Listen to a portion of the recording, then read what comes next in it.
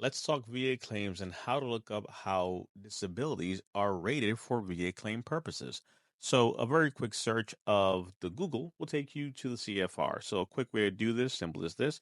Let's say you do a Google search, and just to kind of show it to you real time, right? So, we're going to do, say, Google, and I'm going to put ECFR 38 Part 4, and that will take you there. Do a search. The very first one, I like the ECFR electronic version. There's many different versions out there, but boom, take you here. There you go. Right. So now if you go to Title 38 itself, you'll see it breaks it down into different sections. So Chapter 1 has different parts. Sometimes you'll see me reference different parts. For purposes of rating, we are in Part 4. Part 3 breaks down a lot of the rules before we get to the rating aspect. So for this conversation, we are looking at Part 4 specifically, and here you see the breakdown of different conditions and what we're looking at. Okay. So that's the very first thing there. This is just another view version. I like this view version here versus the full text. Nonetheless, chapter 1, it breaks down here again, part 4, subpart B, disability ratings. And you can see the different systems of the body and how they're rated. So I'll pull a few just to give an example of how we can break these things down. Let's say I wanted to look at something neurological. Something in neurology would be like migraines. So if I down click on this, it breaks down the evaluation criteria. And I'll zoom in here so you can kind of see a little bit better. Identification of different things and so forth, how to break it down. And at the end of all of these, you'll always see it says then schedule of rating, right? So, for example, mental health disorders, it breaks down diagnosis of mental health disorders, how things are broken down, and then the rating schedule, right? Which is the last part of these sections. So they're all like that. In some shape, fashion, or form, you'll see it has at the end that digestive system breaks down information, and then the rating schedule there.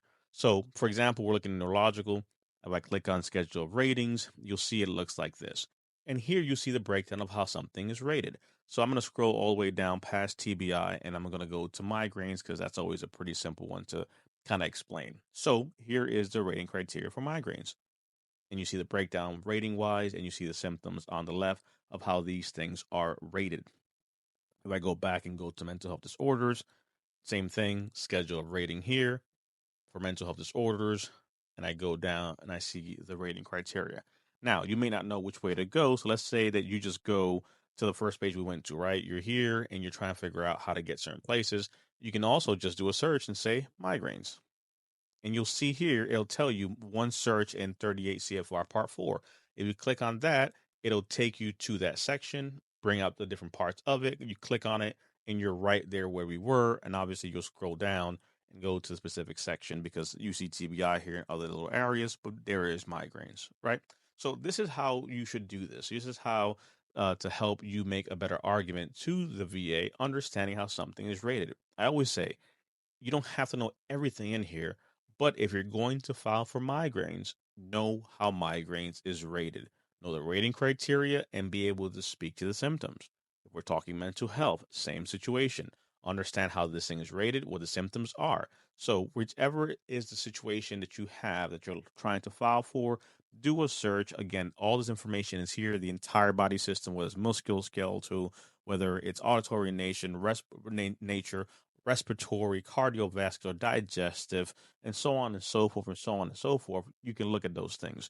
And one bonus part I'll put here is if you come, for example, to chapter 1, right, going back in part 3, adjudication, you'll see here how they break things down for pension compensation, for burial benefits, and so forth. So these are some things for your own edification if you want to be able to start breaking down and looking at how certain things are considered, right? Like the definitions, pensions, periods of war, minimum active duty times, and so forth. So this is kind of like the pre-set information for certain parts. So, spend some time, look around, see what's available. Again, part 4 is where we're looking at the rating schedule.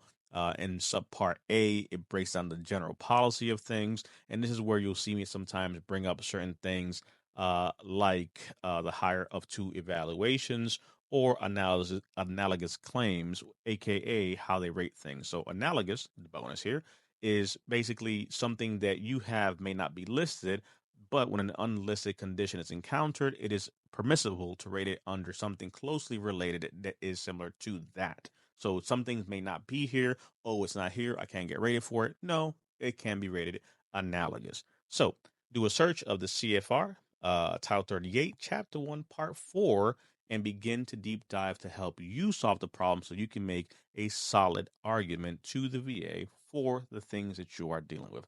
Hope that helps. Save this, share with a veteran, subscribe and follow, and help us help more veterans by getting this information out there. Appreciate you. See you in the comments.